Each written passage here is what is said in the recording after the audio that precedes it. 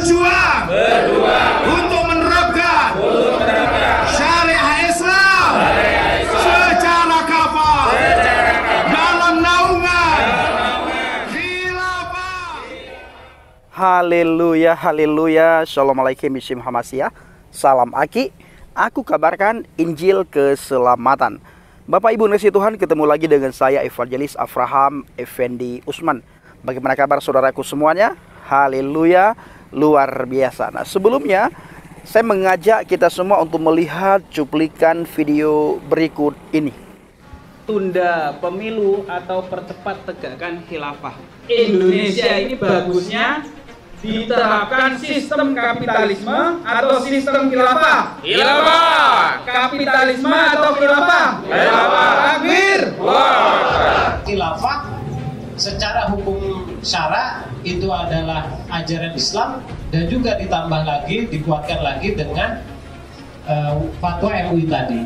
Nah, kami pernah menawarkan proposal khilafah itu bukanlah kaleng-kaleng, bukanlah main-main, bukanlah nyinyiran, tapi sesuatu yang serius kami tawarkan, yaitu proposal khilafah untuk Indonesia. Maka kami akan bersungguh-sungguh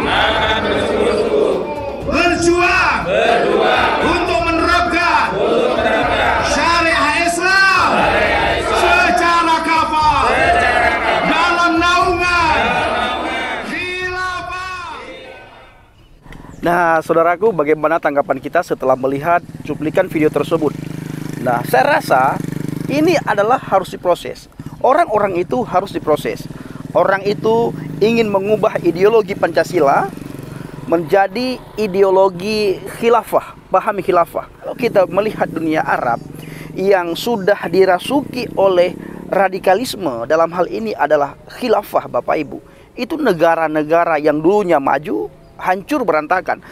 Yang dulunya tertata rapi, kotanya aman, kotanya damai, kotanya indah, itu berantakan semua. Kenapa? Karena khilafah. Mereka bisa menciptakan perang saudara ketika hukum yang mereka terapkan tidak bisa diterima oleh orang lain. Maka akan terjadi peperangan antar saudara. Nah, akhirnya apa yang terjadi, Bapak Ibu? Mereka mulai menyalahkan Yahudi, mulai menyalahkan Nasrani, mulai menyalahkan orang yang tidak seagama dengan mereka. Padahal yang salah adalah mereka sendiri. Maka dari itu, kita jangan pernah mau menerima paham khilafah di bangsa dan negara kita. Bangsa dan negara kita aman, damai, makmur tanpa ada khilafah. Justru nantinya dengan adanya khilafah, negara kita akan hancur. Pertanyaannya, kemana Bapak Menko Polhukam? Apakah Bapak Menko Polhukam tidak menindak tegas orang-orang yang sudah ingin mengajukan kepada pemerintah supaya diterima proposal khilafah? Nah, ini jelas ingin membangun negara di dalam negara, ingin membangun pemerintah di dalam pemerintah, dan pihak-pihak terkait orang tersebut harus cepat-cepat ditangkap. Ini lebih bahaya kalau saudara melihat bagaimana saat ini pemerintah lagi sibuk lagi sibuk menanggapi pernyataan daripada Bapak Pendeta Saifuddin Ibrahim. Nah, orang ini lebih bahaya daripada apa yang disampaikan oleh Bapak Pendeta Saifuddin Ibrahim.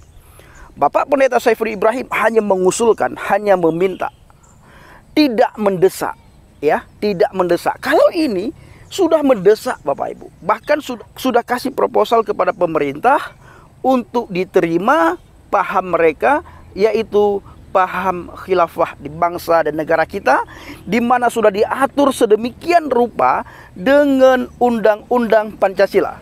Jadi Undang-Undang Pancasila ini ingin mereka ubah ke paham khilafah.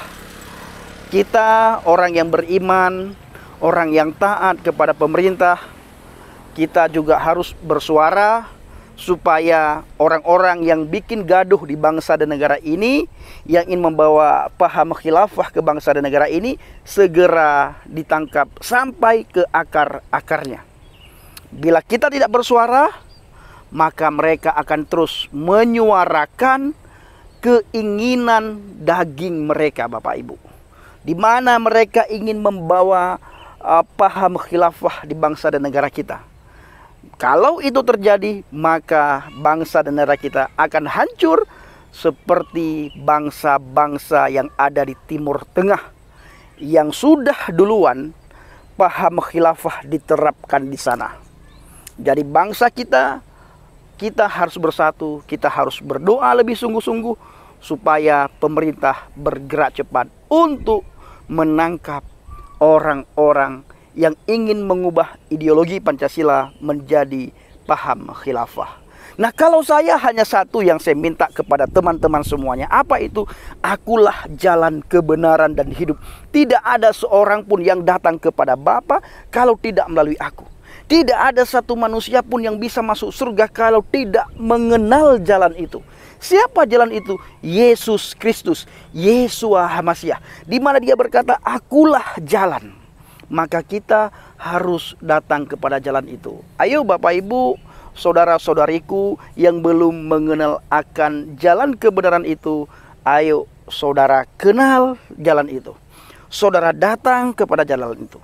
Bagaimana caranya? Saudara buka Alkitab, saudara buka Injil Yohanes 14 ayat 6. Maka saudara akan menemukan jawaban di mana saudara selama ini terus-terusan mencari.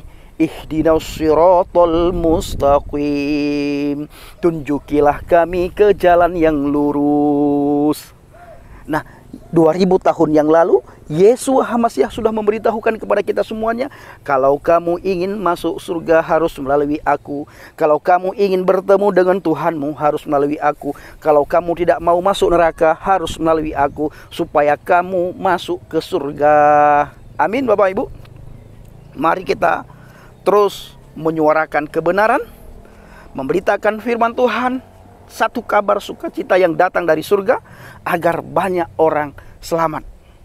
Bukan berbicara mengenai dunia ini, tetapi berbicara mengenai kehidupan di akhirat nantinya.